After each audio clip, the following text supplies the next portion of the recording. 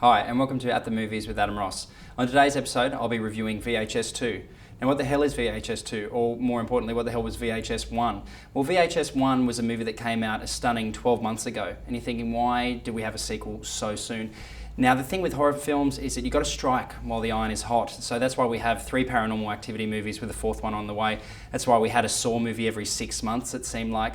And normally that means diminishing returns. It means a lesser quality film. But with VHS 2, this actually improves on its predecessor. Now, you don't have to have seen the predecessor at all, because the deal with these movies are that they're anthologies. So a group of upcoming horror directors, they get together and they make their own short little segments.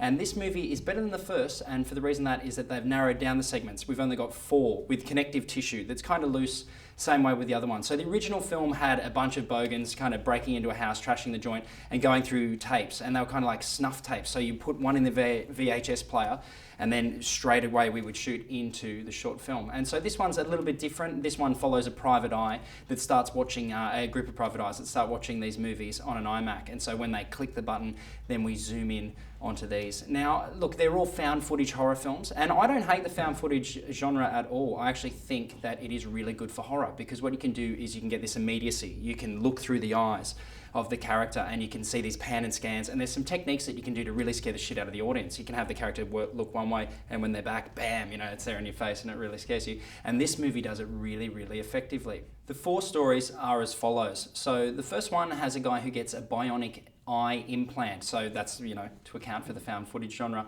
and he starts seeing a little bit more than what he bargained for. Now, I could say spoilers on these things, but I can't just say a character walks around and you watch what he watches, so I've got to kind of tell you what most of these are about. So if you want to go in completely unbroken, maybe stop watching my review now, or don't, just turn the sound down and keep watching me.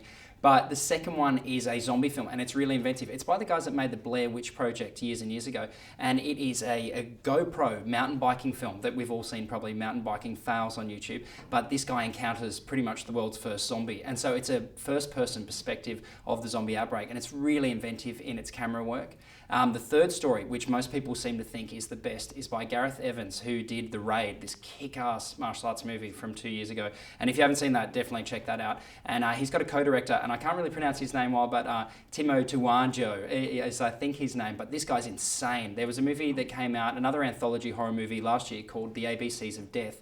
And in that film, there was one movie called L is for Libido, and it was a wanking test. This is what this short film was, and you had to wank to more and more sick things to make it through and not be killed to the next level.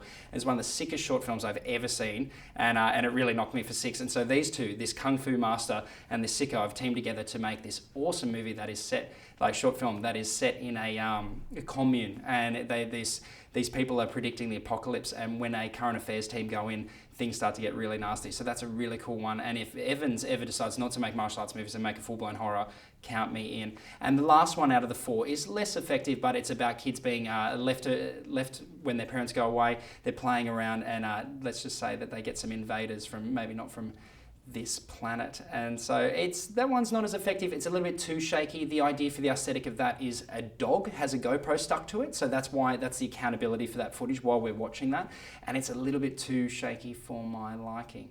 The one thing all these shorts have in common, pretty much, is that they're all incredibly violent. So if you are pretty sheepish when it comes to horror flicks, maybe don't check this one out or watch it by yourself. But if you are a horror aficionado, I would say see this bad boy in the cinema if you can. If you do have to watch it at home, put some headphones on, turn the lights down, and get absorbed into that found footage aesthetic. Now, look, I reckon that they'll pump out another handful of these, and if they keep giving a leg up to upcoming filmmakers that are working on a shoestring budget and doing really inventive camera work, I'll be there for each one of those. So this year has been a bit of a banner year for horror films with You're Next, The Conjuring, and now VHS 2. So not all is sad for horror fans there. So check this one out. I'd give this one 4 stars out of 5 in a horror context, because it's maybe not one of the best films of the year, but for a horror film and a midnight movie, pretty damn good.